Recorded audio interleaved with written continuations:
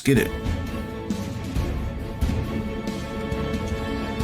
Make sure the quality good. All right.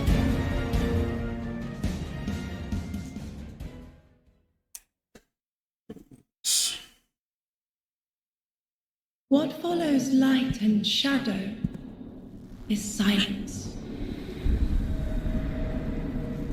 That silence breaks. I am summoning you as a new age begins.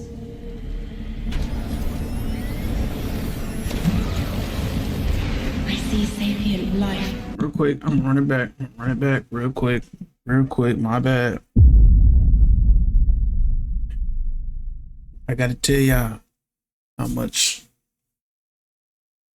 pressure there is for this reveal right here.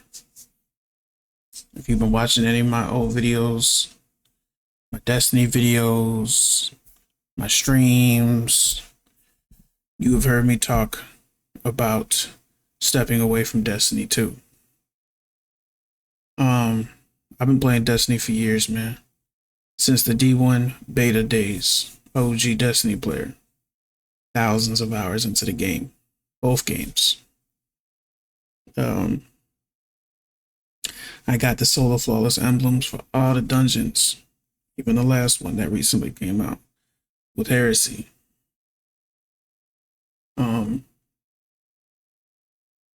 pretty much accomplished everything I wanted to do in the game. Only thing I didn't get to do was the last raids that came to the game because, quite frankly, I didn't have anybody to do them with. People stopped playing, friends stopped playing, and when I would try to find groups, a lot of people were assholes. They didn't want to teach, or they were too impatient.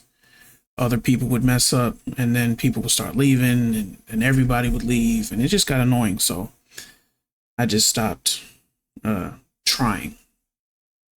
And like I said, I didn't have people to play with. I didn't have enough people to form a team like I used to back in the day and do raids and stuff. So I missed out on that content, unfortunately. But over time, I wanted to finish it though. I wanted to see it through to the end of the Light and Darkness saga, and wanted to see it through to the end. So I got back on Final Shape, bought Final Shape, the whole annual pass thing, and I finished it through. I saw it through. I did everything there is to do outside of the raids, the last couple raids. And pretty much every episode or season, whatever you want to call it, I've been pretty much just doing the same system that I have. You do the seasonal content, then when Grandmasters come out, just farm Grandmasters, level up that way. Eventually, I hit the max cap, hard cap on all my characters, or pinnacle cap, whatever. And that's it, man. Just farm Grandmasters for the rest of the season. Once all the seasonal content is done, and that's do whatever dungeons come out or whatever exotic quests, stuff like that. That's it. I stopped playing PvP. Used to be a big PvP player. Okay. I think I had over 60 plus flawlesses, which isn't a lot compared to others, but it's also a lot than some others have. And I'm talking back in the Stasis era. When Stasis first came out. If you know, you fucking know what that was like. Rough. Okay, got the flawless title, got all that. You know what I mean? Like, I'm definitely certified in the Destiny streets. Certified. Okay. For sure. PvP and PvE. I got tired of the PvP. It got very unbalanced. It became not very fun at all. The way people were playing, the weapons, the unbalance, it's a shit show. So I stopped playing PvP, retired from that. Then just became a sole PvE player. And I've been doing that ever since. Just PvE content and pretty much solo PvE content for the most part. do a little fire team finder for grandmasters or dungeons, then some seasonal content. And that's it, man. So I'm pretty much ready to call it quits. I'm ready to be done with it. It's had its run. I've had my run on Destiny. There's other games I want to play. There's always other games coming out. I'm just ready to move on. I think Destiny had its run. I would like Marathon to be successful. It looked like it has potential, but I haven't been hearing good things about that either. So, I don't know, but I'm just ready to move on. You know what I mean? Tired of the same old things that Bungie's doing with Destiny. We're gonna reprise old weapons and put them in this, and now you got to go back and do that same activity you already been doing for 5 years, or that same dungeon. And, you know what I mean? It's just like, so I told myself, if this reveal doesn't wow me, doesn't blow my socks off, I'm deleting Destiny 2. So without further ado, there you go. There's the synopsis, whatever. There it is. Let's see.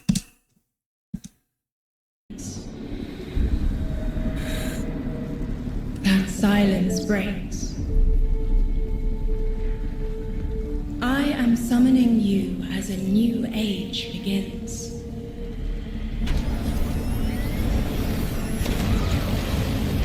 I see sapient life turn to each other. They remember how to look to the stars. They remember curiosity. They remember how to thrive.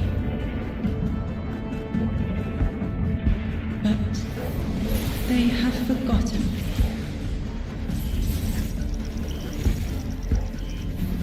They forgot we were here long before the Traveler.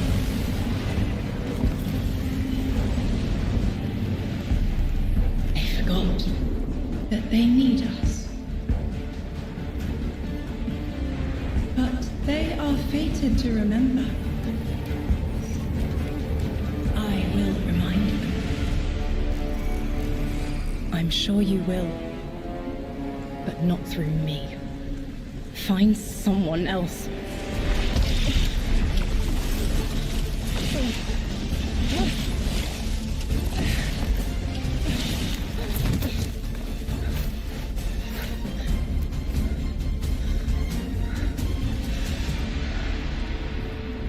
My will is my own.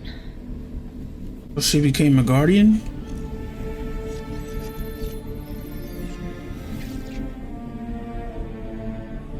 Interesting.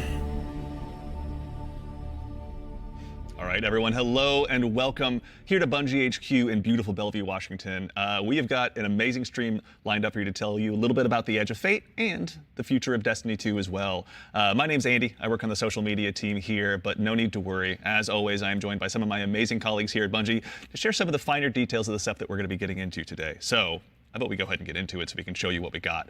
Starting first with this gentleman on my right and to your left is someone that you've probably seen if you've tuned into our streams before or Vidocs, the one and only Mr. Robbie Stevens, Assistant Game Director here at Bungie. How you doing? I'm doing great, Andy. It's always a pleasure to spend a day with you. Yeah, it's been a nice time, honestly, hasn't it? Yeah, well, always. To that end as well, for anyone that doesn't get to hang out as much as we do, can you tell everyone at home a little bit about yourself and what you do here? Yeah, sure. So I'm one of the creative and game directors for the game. So that means like I'm a vision holder and I work across the entire Destiny team with people like Allison and Dylan on the couch here to chart a new course for Destiny and a new future for the game. And just incredibly excited to be sharing with everyone. I've seen that statue. That's like with the collector's edition, right? For being here. Yeah, of course. And of course, as we move, right on down the line, someone who again has also had the good opportunity to join us on these streams as well, and is now firing some finger guns like a pro.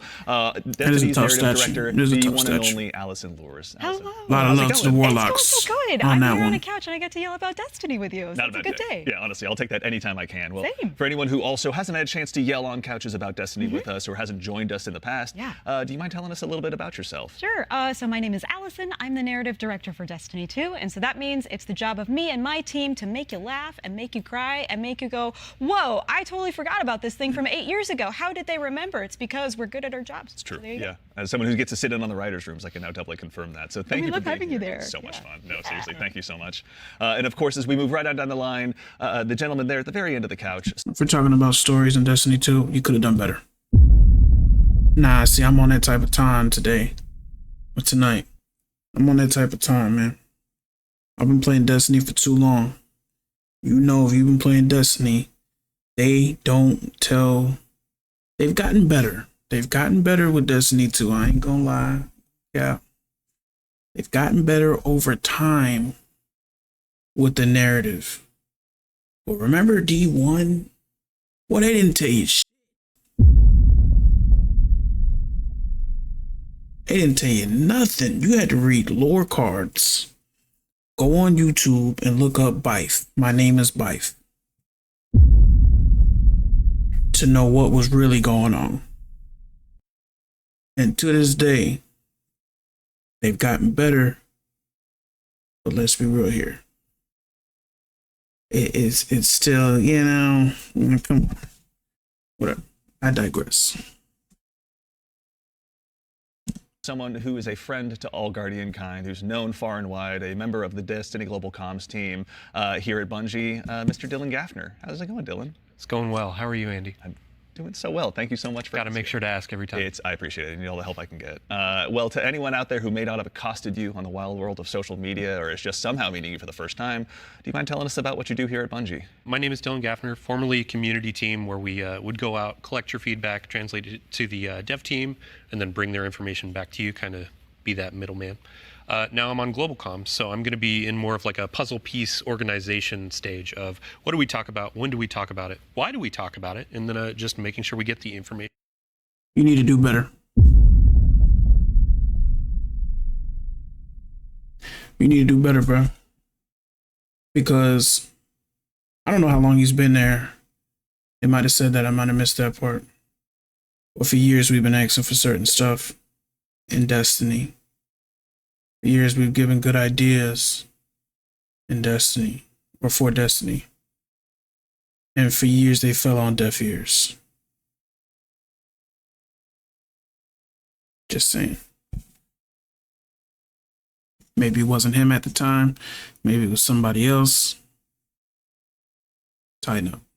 Out to all players. Yeah, well, we all appreciate it. Thank you for always being the voice of the player inside our house. See, I gotta understand. This is why I'm on the type of time I'm on. I put in 10,000 plus hours into this game, man.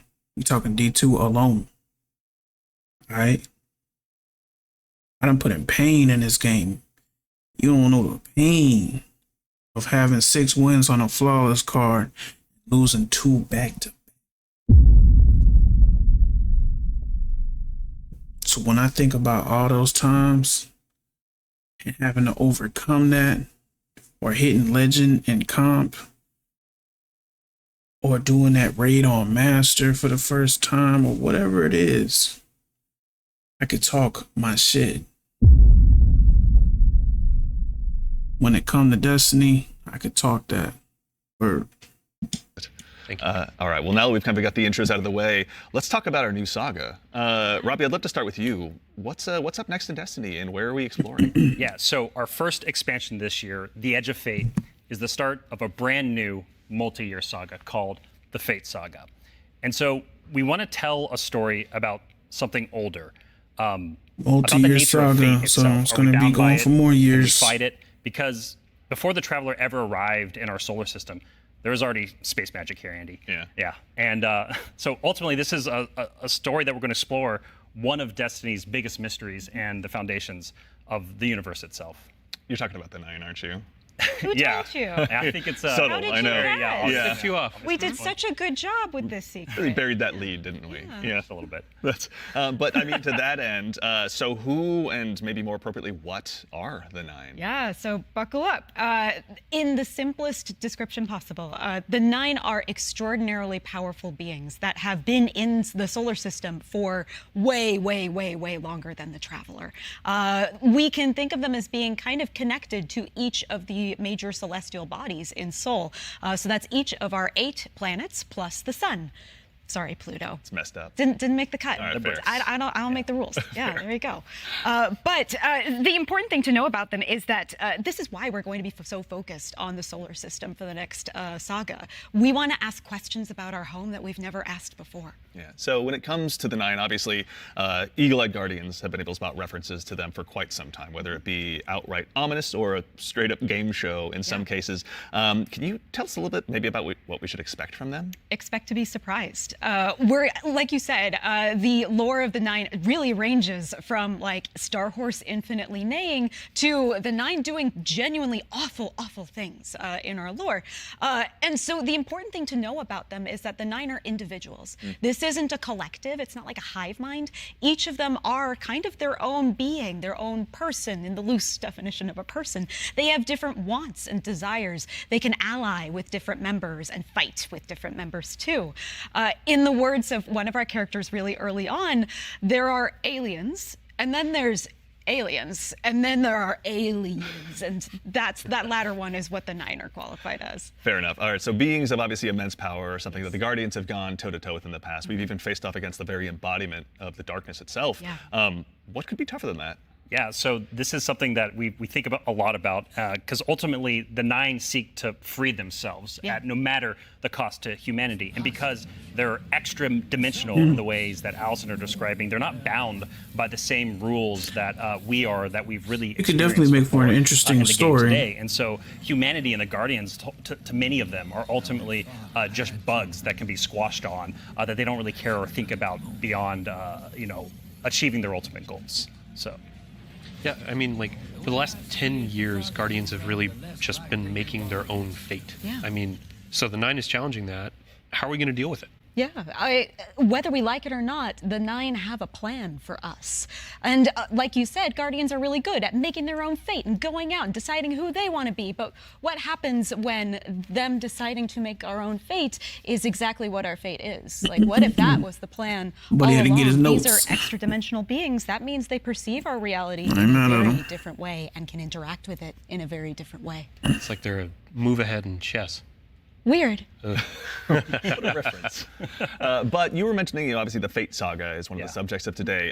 How long can we expect the Fate Saga to last? Yeah, so the Fate Saga is going to play out over several years, and ultimately, we know where we're driving this car. We know where we're going with it. But the conclusion of the Edge of Fate itself is going to leave you with more questions than answers, and it's going to be the catalyst into this new multi-year saga. Because we really want to return Destiny to being a game about big questions, right?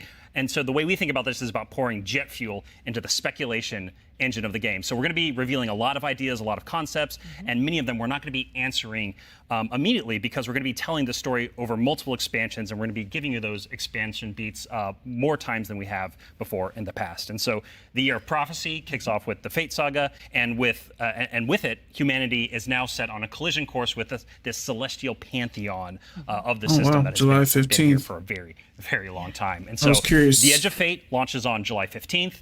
And then the second expansion of our Year of Prophecy is Renegade, which comes this winter. And then later in 2026, we've got Shattered Cycle and The Alchemist. It's a lot of stuff. Yeah.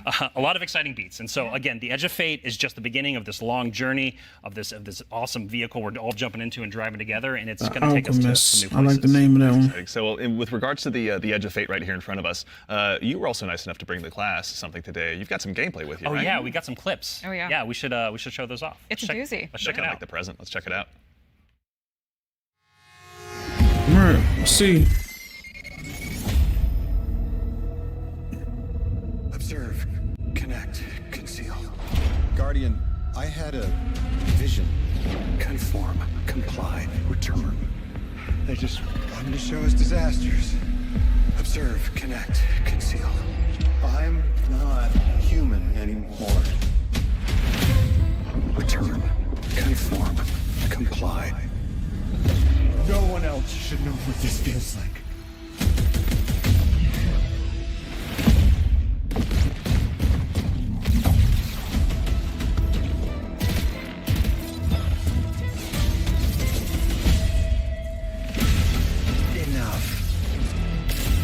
Terminate your suspicion. That looks like a cool hand cannon or sidearm, whatever that is. Scornful blindfold. Wouldn't he scorn infected with the flood? Observe, connect, conceal, conform, comply, return. Observe, connect, conceal, conform, comply, connect, return.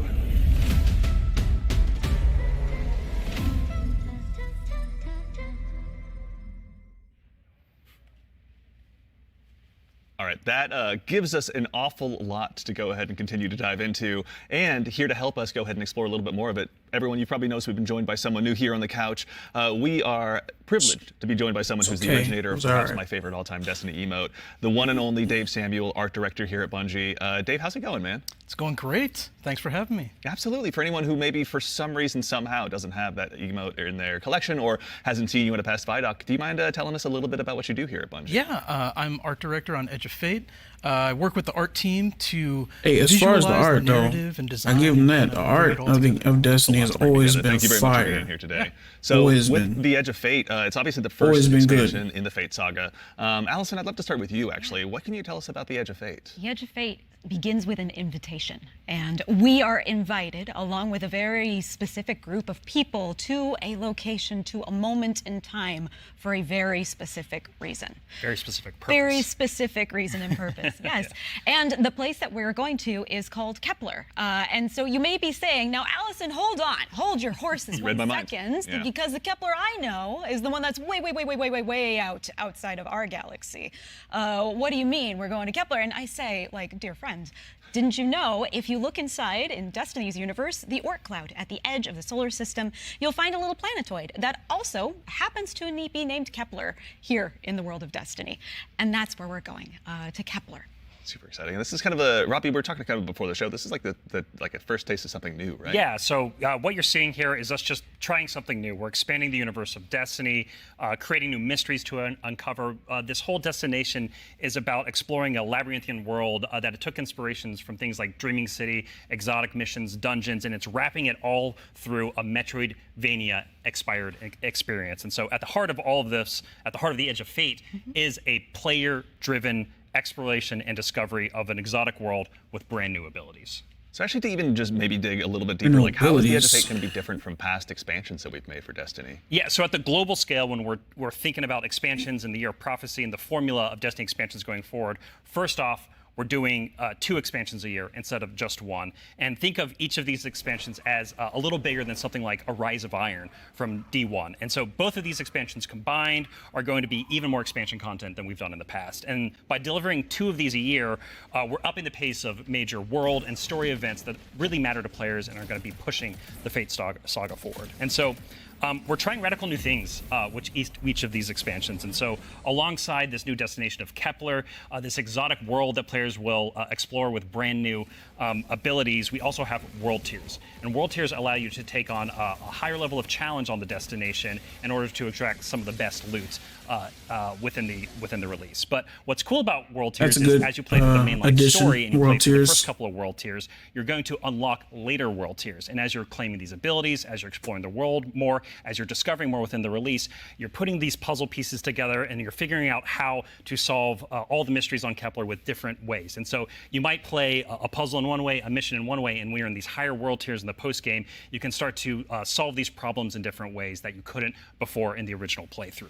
And so alongside all of this, we're also going to have a ton of quest content that we're rethinking about how we use within the game. And so on Kepler, there's some non-linearity within the destination itself. And so with a lot of our side quest content that is related to the critical path, but you don't have to play it. It's there for you to explore. It's driven by your discovery of the world. You're out in the field, you discover something and you pick it up, and that's going to help you explore the characters and the world of Kepler more and go deeper on that story. And so, yeah, again, this is all about us just looking at the formulas that we've been building in Destiny over the last 10 years. And I some of never them liked are No really Land strong, Beyond. but they're due Never for some liked it. experimentation and some radical changes. And so that's what you're seeing. Not hype about it in the least, but then again, I don't play PvP, so I can give it down. I love everything you just said. I was a little distracted by some of the gameplay we were showing, like exotic sniper rifle, I think I saw. Kind of recognize that. Oh, yeah. Some enemies with a couple really cool twists, like, okay. Yeah. But then also there was a Guardian that turned into like a lightning ball. Yeah. Yeah. So there's multiple new abilities that your players are going to be able to discover on Kepler that's going to make them navigate and look at the world in different ways. But the one you're talking about, Dylan, we see it as our premier ability, the crown jewel to release, and that's called Matter Spark. And Dave has joined us, and he's helps us take the vision of the narrative and the design and the art and smush it together in amazing experiences. And so I think Dave should talk to us more about Matter Spark. Please. Yeah. So there's this new source of energy on Kepler, this strange dark matter. So the Guardian binds itself to the dark matter using the arc powers within. You can think of the dark matter as like a medium, and the arc as this catalyst that will allow you to completely change form. Transforming into Matter Spark lets you squeeze into tight areas, race around areas, jump over stuff, and it also allows you to turn into this basically electric rolling ball of death, jolting and shocking enemies that come across your path. I know what that Obviously, reminds me one of. big part movement, one big part Metroid. combat, but I mean, even just in addition to that, to look a little Metroid bit Prime. wider, how did the Matter Spark Ball kind of influence the world that we're going to be inhabiting? Yeah, the team really had to rethink what it means to build a destination with these abilities in mind. A simple hill becomes a ramp to get to a new space. A crack in the wall, it basically will reveal a whole new area to explore.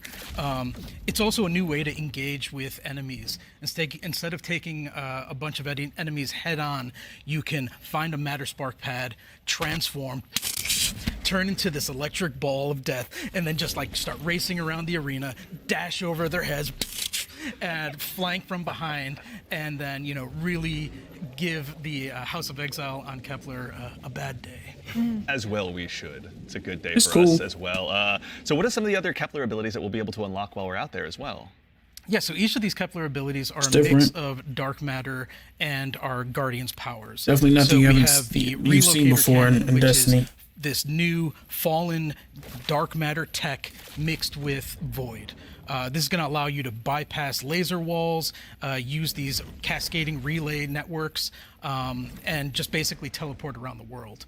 Another ability that we have is Matter Morph. This is dark matter mixed with strand, allows you to manipulate the environment. You'll be able to basically push and morph and move geometry to create bridges, open up doorways, and then also reveal secrets and new opportunities. Yeah, so what's really important about what Dave is describing, and when we were thinking about building this world, it was all about hey, here's this new tool to navigate and see the world in a different way and solve little puzzles and mysteries throughout the missions, the free roam, and the quest content, and beyond. But also what was really important to us is that we lean into Destiny's first-class ability gameplay. And so with Matter Spark, like Dave is mentioning, you're jumping, you're dashing into enemies to destroy them. You're doing giant explosions with them with the Relocator Cannon. You're just blowing everything up with void explosions and graviton lance style little secret projectiles.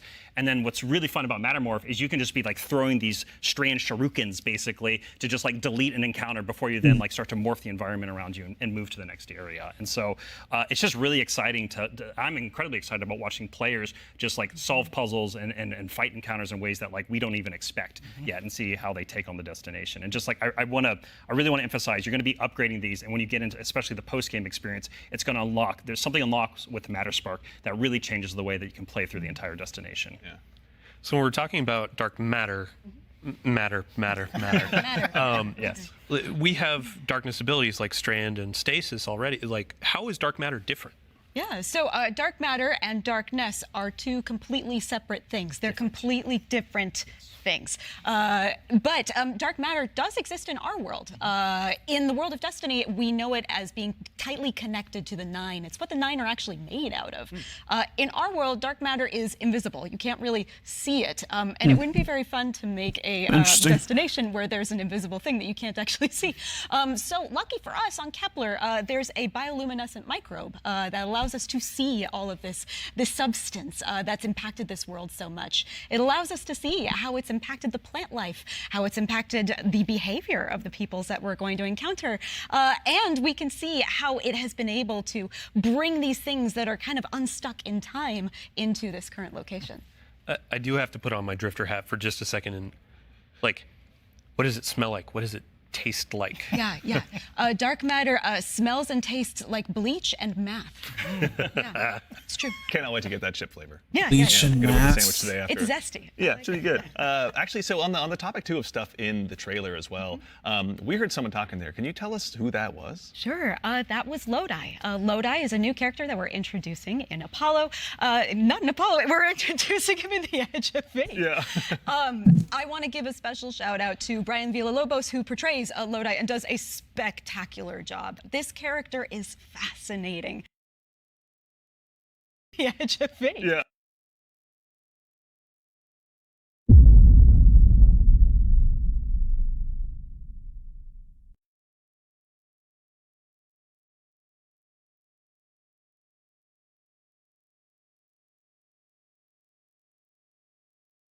I got nothing.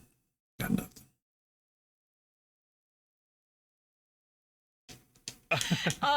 I want to give a special shout out to Brian Villalobos, who portrays Lodi and does a spectacular job. This character is fascinating.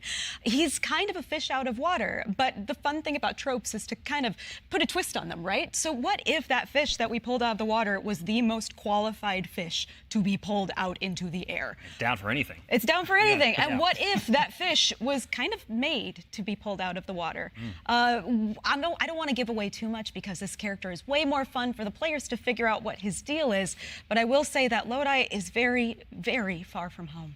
Very fair, very exciting. So, I do have to call out, too, before we started this, you and Robbie were talking about how Lodi is like a notice me character. Oh, yeah. Robbie wanted a senpai. I did. Yeah, I wanted someone that I just wanted to spend a bunch of time with on this new adventure we're going on. Yeah, a friend that we can look up to. Yeah. right, yeah. Notice me. Notice Notice me, me. Lodi. Yeah, of course, He it will, writes he will. itself, or rather Allison does. So with regards to the characters as well, so is it a whole new cast of characters in The Edge of Fate? No, we're going to see some new faces like Lodi and other characters, but we're also going to see some familiar ones too. Ikora is here. The stakes are high enough that she's here investigating what's going on. And as it turns out, in one of our major mysteries, she's kind of at the center of it. She was invited here, as was Lodi. Same as we were. All of it's kind of tied together. Very exciting. So Yeah, the way, if I can, No, no, yeah, please. no, Yeah, yeah, please, like yeah. the way we think about this is about all these characters. The fates are intertwined in some Yes. way. There's these puppet masters that have been pulling the string. I gotta say this. In one of our major That armor ass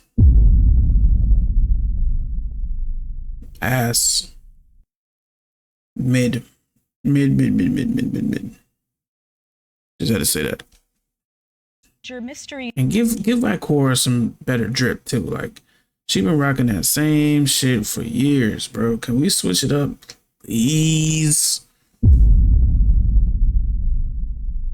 she's kind of at the center of it. She was invited here, as was Lodi, same as we were. All of it's kind of tied together. very exciting. So Yeah, the way, if I can, No, no, yeah, please. no, Yeah, yeah, please, like yeah. the way we think about this is about all these characters. Their fates are intertwined in some Yes. way. There's these puppet masters that have been pulling the strings for a very, very long time in order for everyone to get here at this moment. And so, as a guardian and these characters involved, they're going to have to decide if they're fight your fate. Like that's what we think about. For these individuals, that's what they're going to have to go through and determine about how they can stand up to this new conflict that is surrounded by the Nine, because they are fated to be here. And what does that mean for them, and what does that mean for their future and the future of Soul itself? So with regard to these new characters and this world we find ourselves in, was there anything about that setting, or in particular, that really influenced the creation, rather, of this world that we're going to be inhabiting? Yeah, I'll give you a list of fun facts. First off, if you've been paying attention to Destiny over the last week or so, you already know that there's been people on Kepler for a long time. That's an old-ass computer that you were putting those numbers into.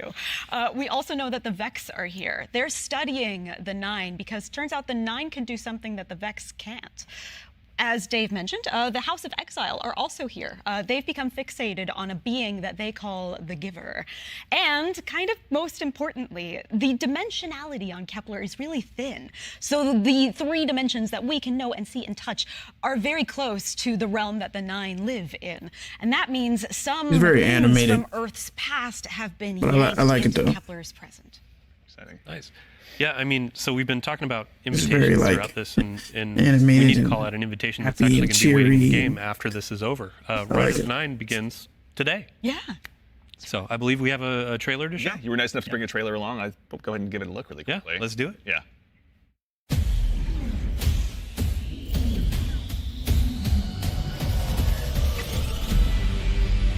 Okay. Let's drop today. 3 difficulties to challenge. Explorer and guided experience with solo and matchmade play. Eternity, increased enemy strength and new challenges. Ultimatum, only the strongest will endure.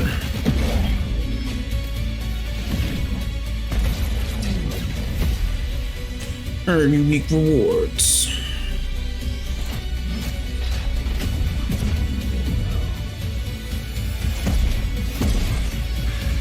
Dare to answer their call. All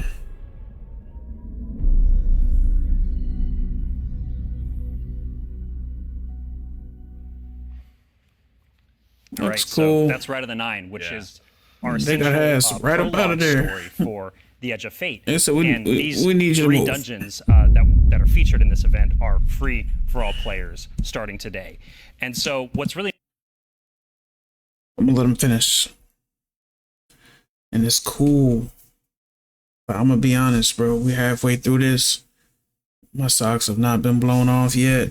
I've seen some cool things. I've seen some cool additions. But I haven't seen enough to like make me want to invest another 3, 4, 5 years, or however long they're going to continue this saga.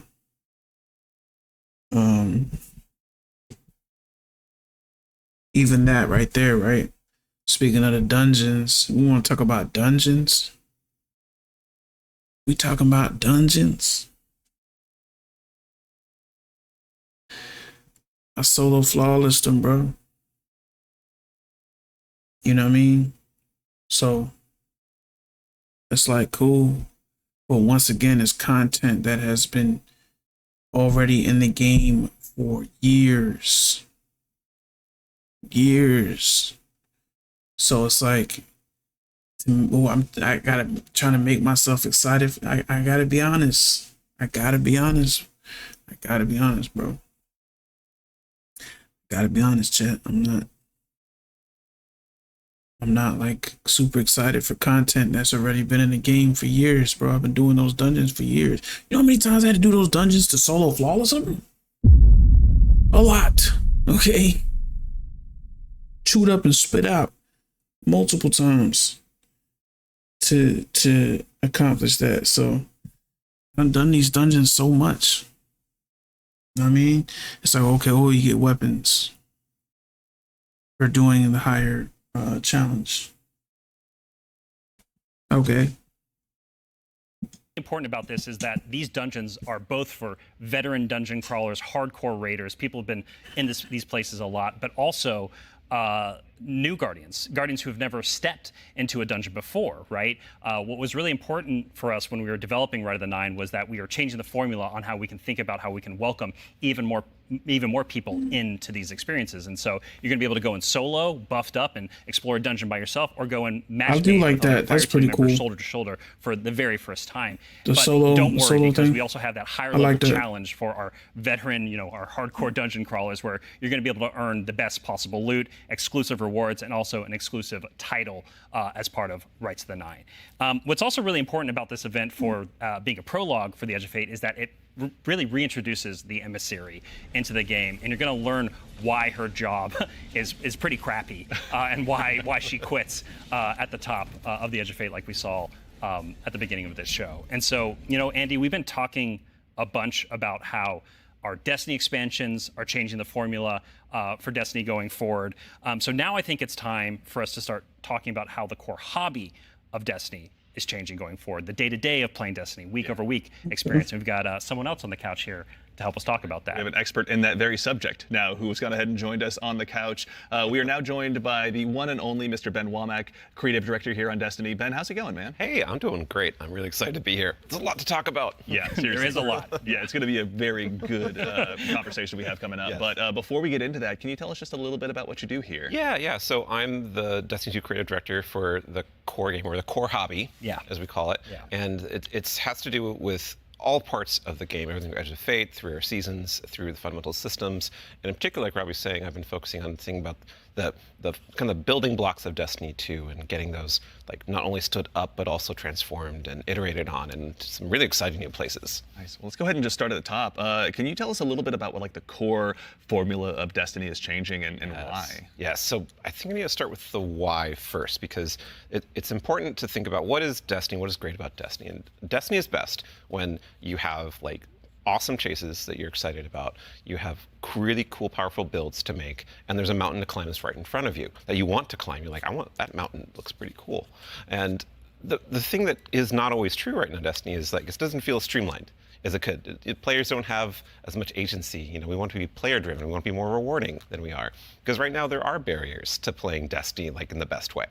And those barriers are insurmountable sometimes. So think about that whole picture of, okay, what is the Destiny that we really want, that has been in the past, that we also want to get back to, and where we want to go for the future? That's where all the changes you're going to see have started, like at their inception point. So it's a big piece of the pie. Massive updates coming across so many systems of the game, and this is like that. We're just getting in, digging into the surface. Yeah. I mean, to that same end, then, how are we making it easier? Pardon me, to go ahead and just get straight into the fun. Oh no, let's do it, because that's exactly what we want to do. Yeah. And the first thing you're going to see when you log into Destiny with Edge of Fate, you're going to log in your character and see your ship in orbit. It's going to say, it's not going to say Open Director. It's going to say Open Portal. And the portal is our new front page of the game. We're trying to get you to the fun as fast as possible and as few clicks as we can. We even have Edge of Fate there in the corner so that it's right immediately there. No fumbling around with the map to get to it, really. Yeah. And we're also taking other big parts of the game, the ritual game for seasons, and putting them into these ops categories. So the idea is that we're having these different ops for different moods. We're having solo ops. Or have a bunch of fire team ops. We have pinnacle ops. And of course, we have crucible ops, still super important for the game. Yeah. I mean, to start up at the top, can you tell us a little bit more about what solo ops is? Oh, yeah. So solo ops is exactly what it says on the tin. It is a bunch of activities that are made for solo players. And the conception point of that was we want to make activities for players who have a smaller amount of time that they want to play in, and they don't necessarily want to have dependencies on other players, but they still want to get in there and play for 10 to 15 minutes and get some real progress. Yeah, get some loot. Yeah, get some loot. Yeah. Get some loot and get your character forward and feel like, I played some Destiny and that was great. And even if you don't feel like I like the solo ops. We have an activity type that is designed for one. It's been a lot. So, I mean, to solo that play for me. What are some other ways that we can play and have I do fun like using that. the portal as well? Yeah, so Robbie actually has a great way of talking about this. Yeah, some of the North Star that is what we talk about when we were developing the portal early on was where are we headed with this thing? And ultimately, it's play your way. It's giving players more agency, more personal drive to figure out how they want to engage with the power climb and the new progression systems coming and our seasons. And so the entirety new progression and power climb is now all available to you in the portal at your fingertips in one place. It's really easy to find, really easy to jump in. Anything you play inside of that category any of those categories is gonna help you make progress. And so, because we want Destiny to be welcoming not only to new players, but also old players who are coming back to the game to join us with the Edge of Fate. And we also want this to be like a new even playing field for everyone. And so as part of this is a commitment from us. Armor is bad. And all the seasonal content we're building. Not blown away by we're gonna that. be continually investing in this, right? We're going to be continually updating this over time. Could do a lot better, but they're going to say that for the Eververse. You're asking me directly, like, what else as is there usual. to do? Ben mentioned solo ops. We also have the fire team ops and pinnacle ops. Both of these are more around playing with other fire team members, shoulder to shoulder, where fire team ops are more quicker sessions. There are some longer form things in it too, but then pinnacle ops are more about those really long form or more challenging kind of focused activities like exotic missions, for instance. And so, and then the one thing we haven't talked about yet very deeply, but is incredibly important, and it's something that I think we've done for the first time like ever, or maybe since early D1. It's kind of a return to form. Yeah. You're going to be able to experience the entirety of the power climb within Crucible Ops by playing PvP, right? So this means like, you want to be sweaty, Andy. Yeah. Which like I know you're Dylan too. I know you're that way, right? Like I know both of y'all. Like if you want to put the sweatbands on, you're going to be able to play the entire experience in the season here and earn some of the highest tier loot that's also available in the game. So, I have to say this is like super exciting because like my player type or other folks out in the community, like they want to go in, they want to jam on PvP, but then their friends invite them to do a dungeon or a higher tier activity, and they're like, oh wait, I need to grind a long time to get up to power. Now through PvP, they can get up to power, and you can just bring them into that PvE experience and have a fun time with each other. Yeah. So. That's honestly how I primarily played D1, so I'm really looking forward to that. So it sounds like the core, obviously, of what you guys are talking about, play the way you want to play. It's at the center of all of it. What if I really want to challenge myself, push myself? Oh yeah, That's important to us. Depth. That's important to us. Well, death, but also success. Yes, and that's true. from it. That's true. Yeah. Yeah, and so we really want to give agency. That's one of the things. Player driven towards loot and challenge. And so we have a really hugely expanded activity customization system. We have a lot more difficulty levels, and we have a ton of new modifiers. We have 50 new modifiers along with all the old modifiers that we've released in the past that are going to make this big curated web of options for you to experience any of the PvE content in the curator. And so, like, we have Banes, not just old Banes, stuff we like have this. new Banes as well. We also have boons to help you like get advantages in your activities and for your build. We have challenges and trade-offs. Oh, was that the fun part? Is you're going. Was there another mode after Grandmaster? Banes that we have, but Ultimate. new Banes as well. We also have boons to help you like get advantages in your activities and Ultimate. for your build. We have challenges and trade-offs. Over Grandmaster? The fun part is you're going to get these different combinations that are available, and you're going to then That's mix interesting. change the way you play and be pretty interesting, and sometimes be the way you prefer you play. Like there's a new boon called Grappler that I personally love. It's kind of my preferred way to play, where they give you 3 grapple grenades replacing your current grenade. You can't do the melee, but they recharge super fast. So any build you want, you could now Spider-Man around any map. It's actually super fun. It's so fun. Yeah, and I mean, like, what's at the heart of what Ben is talking about is what we kind of call the virtuous cycle, right? Where you're going to be crafting your build, tinkering with the activity, looking at like how you can earn a higher tier of reward by taking on a higher challenge. And as you earn better loot, you're looking towards that next mountain to climb just ahead of you all the time. And so this is really about how far you want to push yourself upwards within the portal itself. But also, we also are thinking about the people, and that's the depth, right? That's the depth of the challenge that we're talking about. That's also, but we're also thinking about the people who don't have as much time to play with like solo ops, and also if you're scared of modifiers or you're scared of customizing these activities. Or you just don't feel like doing it. Yeah, that's a great way to describe it. Thank you. We have a bunch of quick play options, right, Ben? Yeah, quick play options, and we actually have matchmaking and fire team ops. And we have fire team finder, and so you're able to like really choose kind of what you're in the mood for. Oh yeah, we technically have matchmaking across every activity that exists. Except for solo ops, because that's solo. Right. But yes, otherwise, but in the fire teams or pinnacle ops, it's everything. Yeah, you'll have options to play by yourself or with other people. Oh, actually, a really fun part is you can play a strike by yourself as hard as you want it to now, which is really fun. That's fire. Yeah. Well, you're talking about like all the different boons and combinations. I think at one point you were saying around 50 or something like that. Solo strikes have been a so it's like long-requested you can take those into thing. solo ops. Like we're talking about They're this being finally kind of bringing it, leisurely, so that's bite-sized dope. activity, but if you want to It's take like it they're and say, I don't finally want Weenie Hut listening Jr., I want like esoteric to a lot of level, input solo, from the hardest players. thing in the world. Like you can kind of customize and do that. You can just do it from the very start if you really want to. And Depends on how deep you want to go. Yeah, Really. yeah, and the point is that you're going to like stretch that far, and we want the reward to feel like worthwhile. Yeah. And, Yeah, you want to feel like as you're pushing yourself, you are rewarded for it. That is something that's really important to the vision here for the portal. Yeah. Rewards, huh? Rewards. There are a lot of rewards, aren't there? It's funny you mentioned it. Yeah, we've got Banes, boons, modifiers, but let's talk about gear for a little bit here. Yeah. What's changing about loot and why should Guardians care? Yeah, so like talking about chases and mountains and builds, like gear's at the center of all of that. And we actually have 2 giant gear changes I'm gonna like put in 2 little buckets for us to talk about. Yep. The first one is Armor 3.0. And the next one is gear tiers. And so like talking about Armor 3.0 first, we are probably making the biggest change ever since Shadowkeep. It's around huge. the system. It's yeah, enormous. It's a huge change. Yeah, so like we're adding set bonuses, which is a long. Now, what I'm curious about is I'm noticing the power level 300. Are they resetting our power level? Right now, I'm like 2036. We in the 2000s, gang. They gonna reset our shit. You know what I'm saying? Like, what's going on with that? Because I keep seeing it. Even the Grandmaster was like 400. The Ultimate joint was 500. This Warlock is 300. That garbage ass armor. What's going on there? Long requested feature for all the new armor that you're going to be able to get at Edge of Fate launch, and we're redoing all the stats on armor. Where they can now like exceed 100. Go beyond 100. Go beyond 100 for extra bonuses. Yep. We're going to every single piece of new legendary armor that drops is going to have all the energy filled in, so you can build crafting right away, and it's going to essentially like.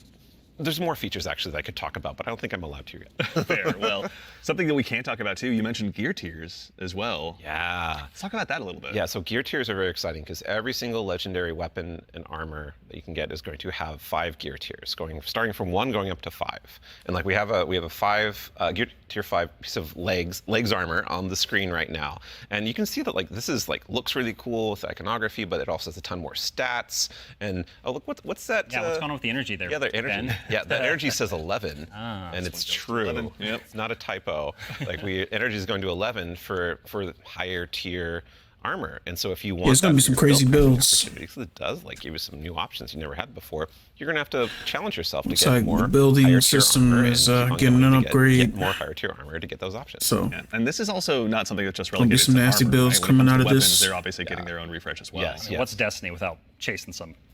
You read hot my mind. weapons? Yeah, like weapons seriously. are part of the player identity. You know, some people like have a gun that they love. You got fashion, and then you have gunplay. That's right? true. Though we do have fashion for your guns a bit now. Hey. well, so because once you reach tier 5 for your legendary drops, you're going to be getting tier 5 weapons, and those have unique shader treatment.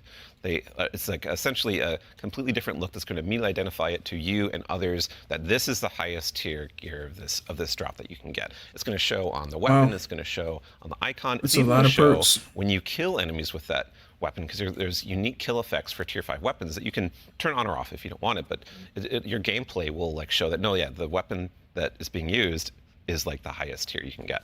Yeah, Giver's Blessing, which I think we have on screen right now. This is one of the Kepler auto rifles, and I cannot put this thing down. Oh, it's so good. Yeah, when we're playing through the Edge of Fate right now, and it's what's really exciting about it for me is that like when you see that tier 5 drop, like you know immediately that's better than like a tier 3 or tier 4 weapon that you have, right? And I think that's when we talk about making Destiny easier to just jump in, find the fun, make it accessible, but also create more depth. Yeah. You know, this is what we're thinking about. It's like how can we just make immediate, like you understand, like okay, this is probably better than the thing I have right now, depending on what gear tier it is. Yeah.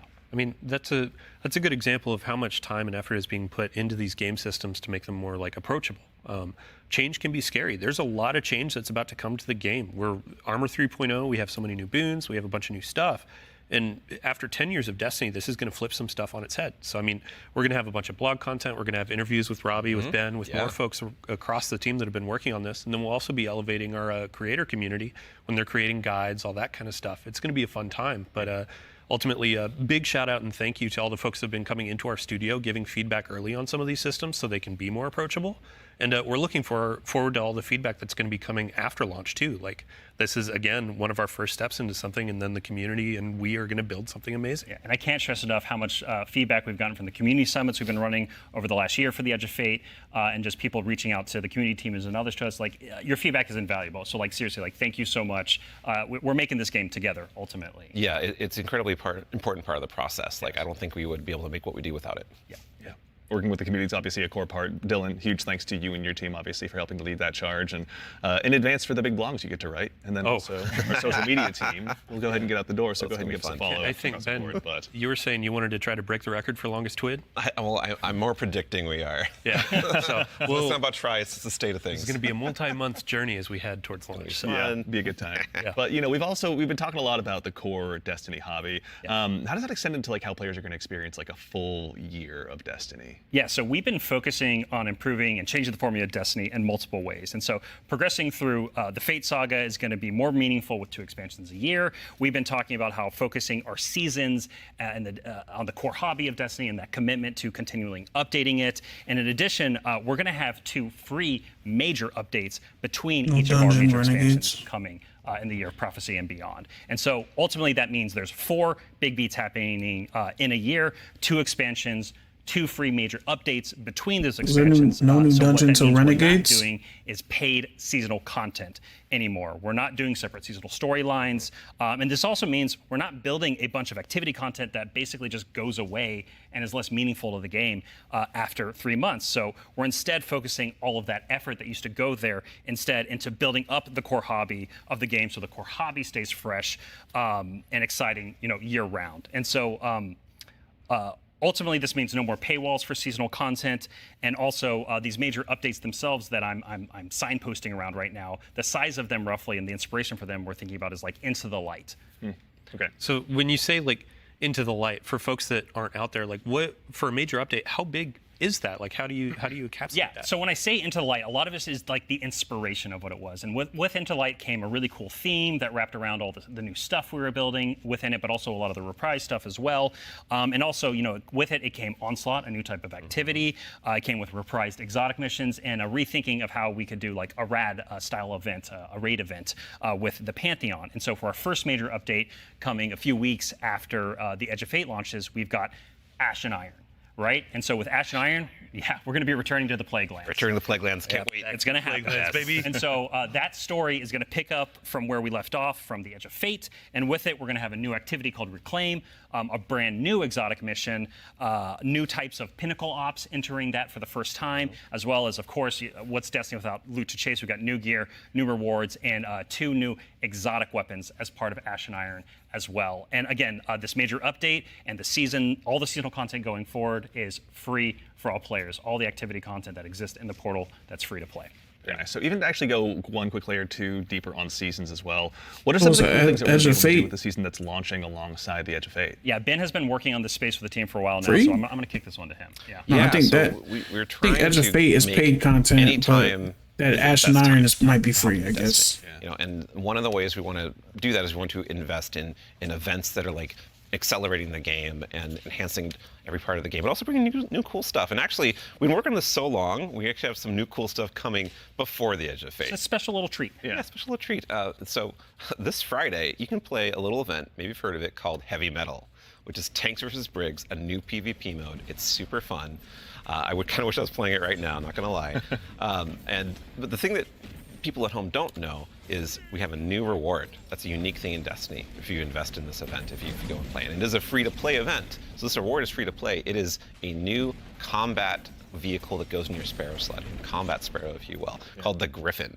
And this is a really cool, like, combat-ready vehicle you can take anywhere you can summon a Sparrow. You can summon it and use it to fight your enemies and just have a really good time. And there's some really cool there's some really cool build crafting things with this vehicle that I don't want to spoil right now, let people discover, but I'm super excited for it. They all thought they were going to ride those skimmers forever. Well, I mean, we've been saying like, what was it? Skimmer is That's cool. Splash, and the Griffin is Splash. Hey, there we go. And the dad joke quota has been met. We got to get one in. Absolutely, yeah. But that's not all, right, man? Like, you've got more for us, don't you? Oh, yeah. So, like I just said, there's more events that we've been making. There's one that's going to happen right after the launch of Edge of Fate. It's called Arms Week. And it's a 1 week long event, and you're going to be focusing on one weapon archetype in Arms Week whenever it comes around. And this one is going to give you a new legendary weapon of that type. It's going to have some volatile mods that are there for the week that are going to be super interesting and fun to play with, and some focusing you can do. But you know, That there is sounds a interesting. problem when you say this event is going to be about weapons and about using. It's a bunch of sounds like a bunch of cool stuff that they're now Right, and so I mean, I've been bringing doing into the easy this whole game time, and I'll share cool it with you. events. Poor dregs. Right? Yeah. But Right. there is a new way now. We have a new feature. Like, a none of long these sound requested like bad feature ideas. that's being added to the game with Arms Week. It is the shooting range.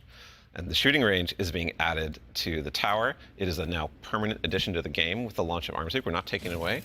And you can go there and you can try out everything in your kit, everything about your build, with all sorts of simulations of different kinds of enemies and situations. This was long and overdue, real too. damage numbers. It's like It's even got a scoreboard. it's even got a scoreboard. You there. and your fire team. Yeah, your whole raid team can go down Long to the shooting overdue. range and try out. Like, see exactly how well you're going to do for some kind of boss at this range or with I was a gonna say, yeah, strategy. who can do most of the damage, right? Yeah, well, you're exactly. probably going to know. That So we have a rally flag. It's not just a shooting range. Like, you can go beyond the firing line and use your abilities too. Yeah, you totally can. And like, if you wanted to, you could even take in Prismatic and pop Transcendence and try that out. And you know, well, I think the reason why we're not seeing that right now is because it's a Titan. Yeah, it's a good soldier. Yeah. Standing on that firing line. Yeah, staying on the firing line. All about building that line and standing. Yeah, But exactly. A lot of theory crafters are going to have to go ahead and have some upheavals to their Google Docs, I'm guessing. Right? This will be a really good tool. This is a great as we're addition. adding all of these Yeah, different but systems with gear tiering and all of that. It you can should have go been in the and check game a those damage long numbers time in real ago. time. Like, I'm being how do real. my stats change? How are Taking these them different too gear long to bonuses put this in the gonna game. affect my gameplay? You can see it in the tower. I get better late than never, but come on, We're man. talking about weapons. Oh yeah, got well one you more thing, right? Yeah, no, there's one more thing. Warframe, I'm excited. Ben had that. So, you know, there's more events. Of course, there's more events, and the holiday events are coming up. Where Solstice is right around the corner. It's as well. summertime, right? It's summertime. Summertime is Solstice time in Destiny 2, and Solstice has some really cool twists and such that we're planning. But I'm not going to talk about that right now. I want to show you all the new hollow foil treatment we have for Solstice weapons. So here we go. This is the hollow foil treatment for Solstice in 2025. It is so good. it's amazing every time I look at it. Yeah. It is an ocean On a and gun. the line. Yeah, we put the ocean on a gun. How did we do that? It's beautiful. I love it. And any kind of weapon that drops for this event can have a hollow foil. Yeah, no so it matter could what be a the tier 1 or tier 3. Yeah. Yeah, Come on, man. any Exactly. weapon can have a hollow foil. Yeah, when playing through the like, oh, the tier 5 hollow foil. Ooh. You know, like that's gonna be a chase. They act like Our I'm supposed to be other like, oh events my will god, also have hollow foil. Yeah, like flames, Arms what? Arms A will have its own hollow foil foil. treatment. Like we're No way. every event, a major event we have will have a hollow foil treatment. The holidays will have their own kind of special one, but yeah, Arms will have their hollow foil drops that you can farm as well. Super exciting. No, it's going to be a good time. I'm going to have way too much stuff to chase down, so appreciate you guys putting all the hard work in, obviously, for that. But I believe we've got one more thing. Yeah, I mean, we've been talking a lot about here are the free updates coming to Destiny, the portal, a bunch of different stuff, Edge of Fate, but we also have another expansion, and we need Allison back on the couch to talk about Right, it. yeah, Allison. She's the best one to talk Yeah, we go. we've got something very exciting, and so once again, Allison, thank you for taking the time to join us today. We appreciate it. Of course. I'm so excited to be the one more thing. Yeah, it's a tradition around here, so we're glad that you could obviously go ahead and lead us into this one. But, you know, as Dylan mentioned, we've talked about the Edge of Fate, but this is the first year we're going to be doing 2 expansions over the course of a year. Can you tell us a little bit about Renegades? Yeah, so we're going to have a dedicated reveal for Renegades in September alongside our major update, Ashen Iron. But earlier we were talking about how sometimes our formulas can constrain us from experimenting and innovating. And so in that spirit, Renegades is going to be very different from the Edge of Fate. What I can tell you, and we'll talk plenty about it later, is that we're going to be experimenting and innovating with activities, with social mechanics, and more. But more importantly, I want to talk about our inspiration. And so I have to kind of tee it up first. So Renegades is going to be a Destiny, like definitively Destiny expansion. This is part of the Fate saga, and it's going to push it forward in important ways and introduce characters that we're going to spend time with for years to come. It is an essential Fate saga story. And it's an homage to a universe that has inspired Bungie from the start. It's a universe that all of us here on the couch grew up with, as well as everyone else at the studio and millions of you back at home too. It is a peanut butter and combination, a peanut butter think I and heard red something chocolate about combination, this. inside of what we're making that could only be possible in the kind of world that we build here. And so I am absolutely thrilled to be able to give our first sneak peek at Destiny 2. to Renegades. Let's take a look.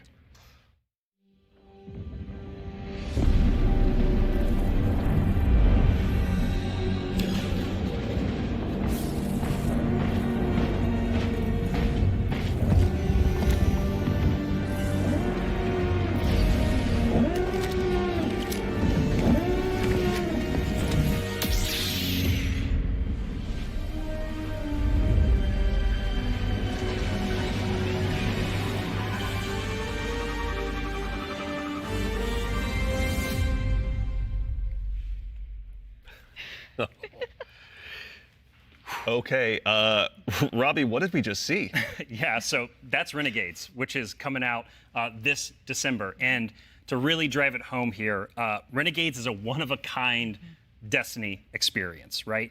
And just like we on the Destiny team have taken inspiration from other genres like dark fantasy or cosmic horror, Renegades takes the space western vibe and aesthetic that is Star Wars. And it puts it through that lightsaber does look crazy, I ain't gonna lie. And ultimately, it's created a new lawless frontier that is emerging within Seoul. And so, like, we're so excited to show Renegades off a little bit today and to be talking about it more in the future in September alongside the free major update with Ash and Iron. But right now, today, we're focused on Rite of the Nine and what's right around the corner with the Edge of Fate. Absolutely. No, I heard a lot of calendars get marked just now on September, but no, super excited to share more of that in the future. But that actually leads us to the conclusion of today's show, which again, we covered a lot. There's been a lot today. Yeah, this has been a big show, honestly. No, we went through a lot of it. So let's go ahead and quickly double check. We obviously went through, and the Year of Prophecy, pardon me, is going to go ahead and kick off on July 15th. And this kicks off a brand new multi-year Fate saga and our new focus on the core hobby of Destiny. The first expansion, The Edge of Fate, is going to be launching again on July 15th, as I noted, with its raid launching on July 19th. Okay, hold up. Yeah. So you're going through a lot of information. We already covered that. Oh, yeah. But like, you can't just sneak in a raid date. We have a new raid coming with the expansion, July 19th. We're going to have a bunch of blogs. We're going to have the rules, regulations, all that kind of stuff for our raid race. Of course. We invite everybody to come in, try to go for that world first title. And yeah, I mean, just stay tuned for more details. We're not going to spoil anything. It's a raid. We got to keep it secret. Yeah, absolutely. Yeah, everybody mark your calendars. Yeah, Bungie.net is the place to go ahead and learn more. And again, follow our social media channels. Do us all a favor. So in addition to that, again, as we noted, Ash and Iron, our first free major update, will be launching on September 9th. Renegades, very exciting, will be launching in December. And then keep an eye That's again cool on that our another social raid is channels. coming. We'll provide all the updates once they're available. But as far as today goes, the Edge of Fate and the entire Year of Prophecy pre-orders are available starting right now. Now, pre-ordering for starters, the Ultimate Edition will go ahead and unlock the New Land Beyond. New Land Beyond, that exotic sniper. Super I can't wait, man. I can't wait, same, honestly. That'll be unlockable in addition to several other goodies. And also, we've also got a collector's edition that'll be available. You can see here on screen. Oh, those skins are fire. The Star Wars skins, those are fire. Stuff, including this cool statue that you may have noticed here that's been sitting with us on stage. This is one that you can go ahead and add to your collection as well, but that's tough. not all that's in there. Is there, Allison? Man, Bungie must have dropped that bag to Lucasfilm, boy. We put a lot of lore goodies into this collector's edition. So like that weird metal thing, that weird envelope, boy, weird. Wonder what's up with that. Just decorative You points? should probably read it. Yeah. Anyway, we're going to do a dramatic reading as soon as we should go downstairs immediately after this. Really right after this. Count me in. And then again, too, as far as today goes, Rite of the Nine. This is the essential prologue to the Edge of Fate, and like all of our events moving forward, is going to be a free to all players. So make sure and go ahead and check that out when that arrives. And before the show wraps up, make sure and stick around for a little bit longer. We're going to be rating our good friend Sammy Cat as well. So go ahead and give her a follow. Tell her we said hello in chat. Pardon me. If you have any Twitch Prime subs or anything like that, go ahead and do us a favor. Drop it over there and check out her stream. She's going to be having a good time. But that concludes it for us here today. So for starters, huge thanks to my teammates here for joining me. Thank you, Andy. Thanks for having us. Absolutely. Yeah, Robbie, Allison, Dylan, of course. There we go. We got Ben and, of course, Mr. Dave Samuel. Thank you all so much for being here today. And then, of course, to the crew that puts all this on. Thank you, everyone. This doesn't happen by accident. Thank you all so much for all of your hard work and dealing with me on these last couple of days. And, of course, to everyone at home, to all of our guardians out there in the community, thank you. It's a tremendous privilege to get the opportunity to share what we've been working on early. And it matters only if you guys show up and join us. Right. So we really appreciate it. We hope you enjoyed. And otherwise, in the meantime, until we see you again, take care of yourselves, take care of each other, and we'll see you all Starside. I don't think you're gonna see me start side twin.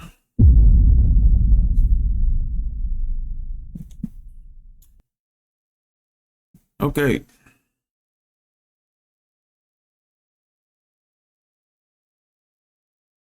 It's a lot to think about. But I'm gonna be honest. Be honest. The reveal event was cool. Was not bad. They showed a lot of cool stuff. A lot of cool stuff. Okay.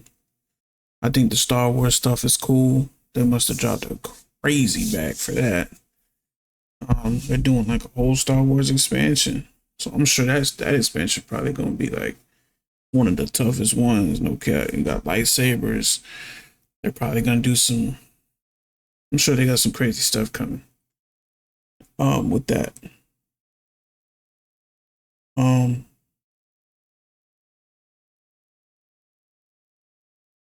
I like the UI changes. I like the solo ops.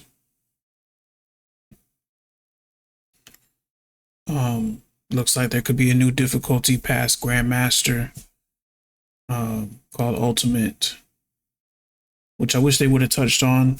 They would have talked about, but whatever. The Rite of the Nine, I'm not too hype about. Not too hype about it. Just not played those dungeons enough.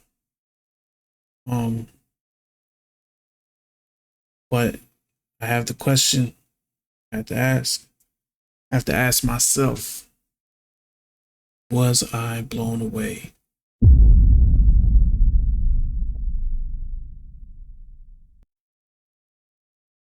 And to be honest,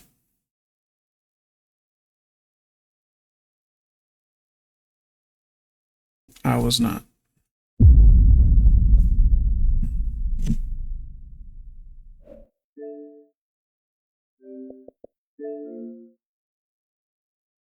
Was I blown away enough to play for more years, invest a lot of my time and money into Destiny?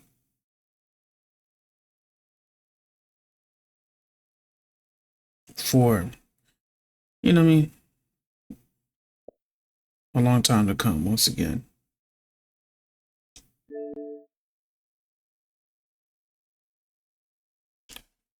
Now, you know why? Big reason why. Even though, lower this for a second. Even though they're bringing in more things to appeal to solo players like myself, the core of Destiny is playing with people, is having that fire team. And I don't have it like that no more, man.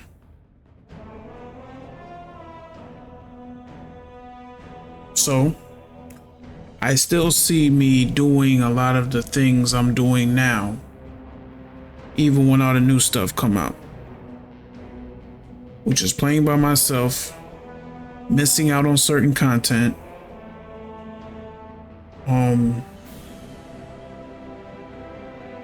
because of not having a team, and I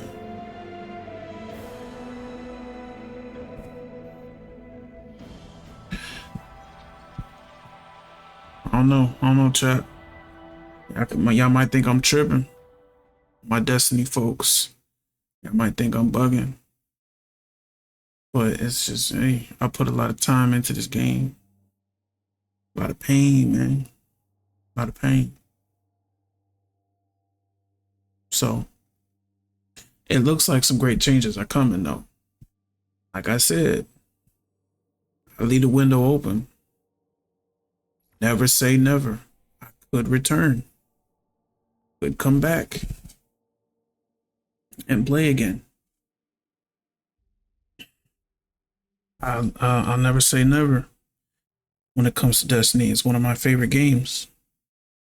It shows with how much time I've played. We got a little cutscene.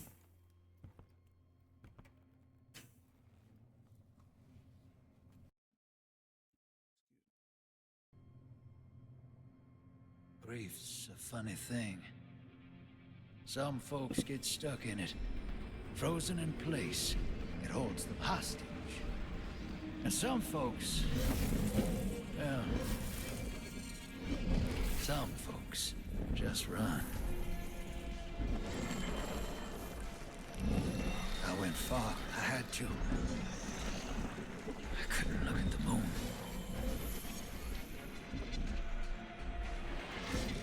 The way I see it, the farther you run, the less likely you are to get stuck. But this universe tends to stop me in my tracks.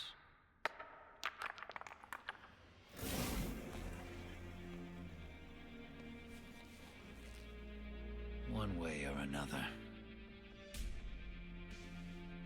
Something's out there, hero. It's throwing rocks at our window.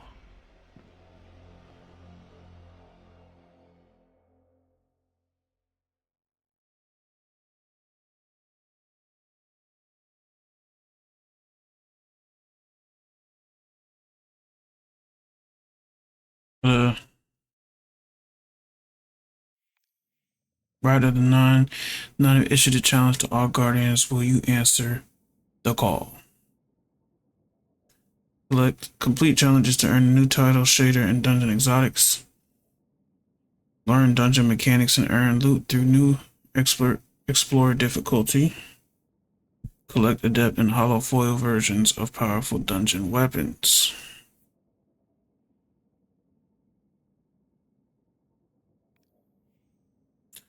Your prophecy. Rewards passive. Secret stash. Sparrow. Garbage ass armor. Oh, that was an emote. Man. New Land Beyond, exotic sniper rifle, catalyst, and ornament.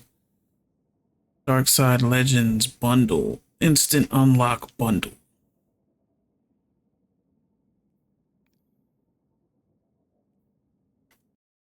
Curious. $100.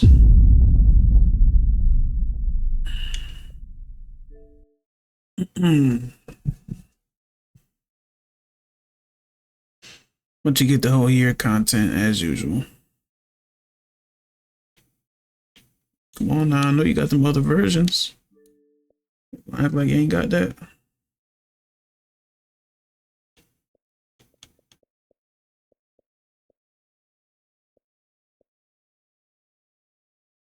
Ultimate pack.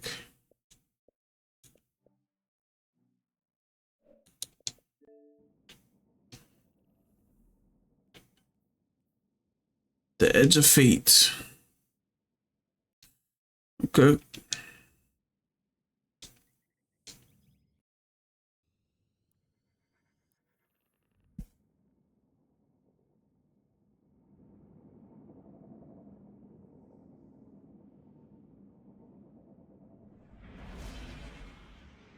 Wanna know why I'm on my hunter?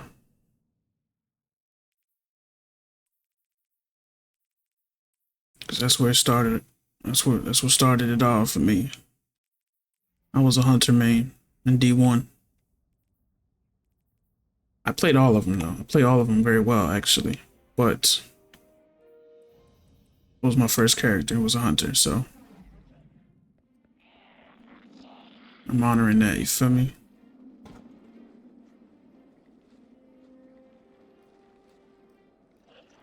Hi.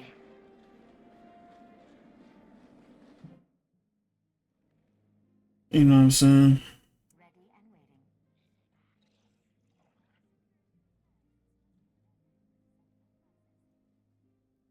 1 second.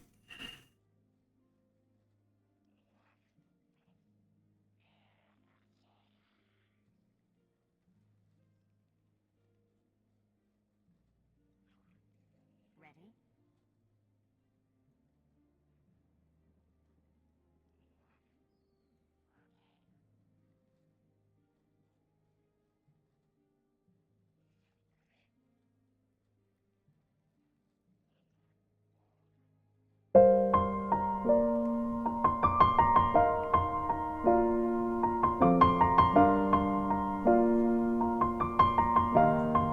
Gotta say goodbye to It's been a long day without you, my friend, and I'll tell you all about it when I see you again.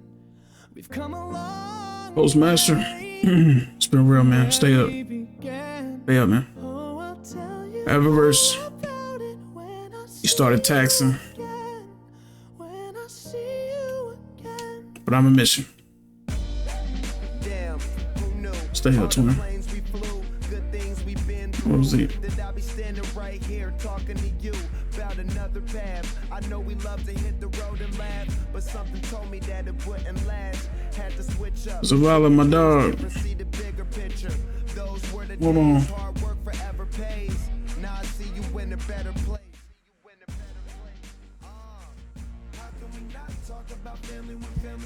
Hey, man. Hold it down, gang. I'm gonna miss you, bro. He was annoying. Big ass bald head. Got that Michael Jordan, but I still ride with you, bro. I miss you, Cole. Oh, word. Look, man. Hurts me too, bro. Hurts me too. I know you'll miss me, Cole. Mahalo. Hey, my dog, man. Dog. Yes, sir. You know you one of my favorite characters. One of my favorite. I don't play Crucible like that no more. But you always been my dog, bro. I'm gonna miss you, Cole. Alright. Try to get you a hug real quick. Oh. Give me a hug, bro. My dog right here, man. This is D1. You know we locked in. Hey, keep that fire on you. Don't get caught lacking for me. I miss you, bro. Cryptarch. I never liked you.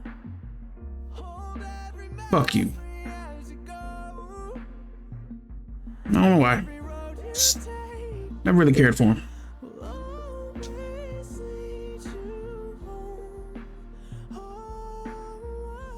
Alright, y'all robots be chill, man. Real deal. Wait, is her here? Nah. Hey, y'all tell Zara I said peace out, man. Cora. I'ma miss you.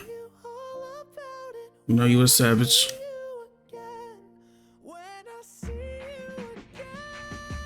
Stay up, man. I'm one of them ones.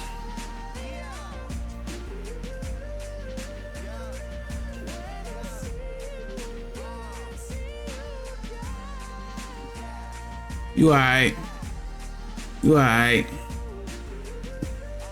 I'll give you a little hug. I like your bird more than you, but whatever. Holla. Hold on, let me run that back.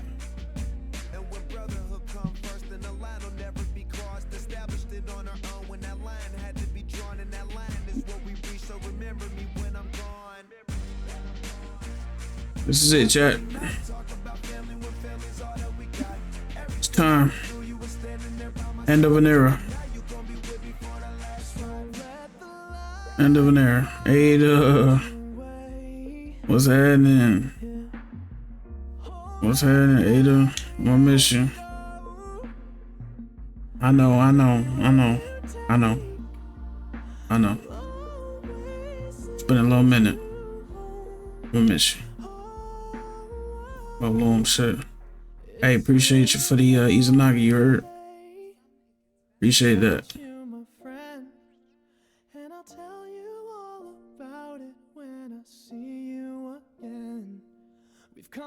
Drifter, my boy. Boy, you was ready to crash out. You was ready to crash out by Eris. Well, ready to crash out by that, but I already know. Alright, bro. Alright. Stay up, man. Good luck. Good luck in the edge of fate or whatever, you know what I'm saying? Whoop some ass for me. Never know, man. Might see you around.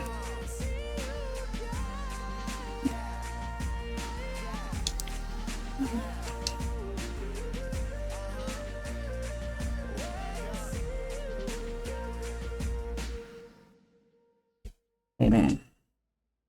Without you, my friend. We gotta do the slow mo. We gotta do the slow mo. Let the light guide your way. Yeah. Hold every memory as you go, and every road you take will always lead you home.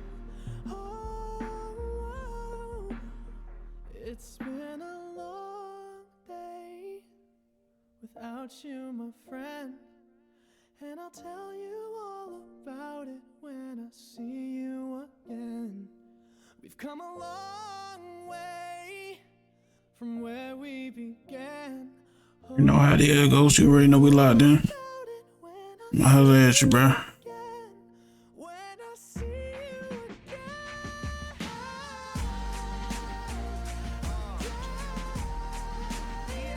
you Yeah.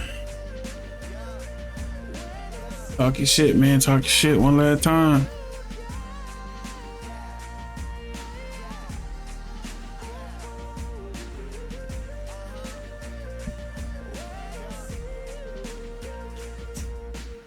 It's been real, man. It's been real, bro.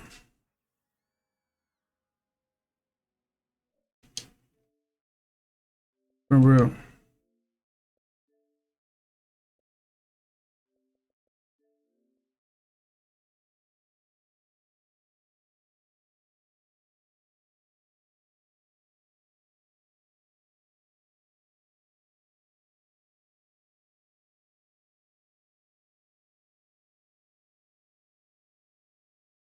All I ask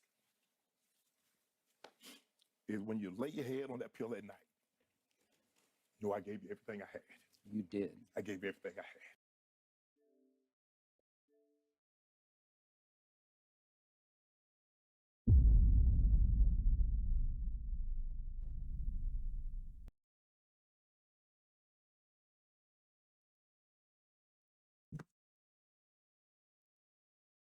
Done, chat. It's done.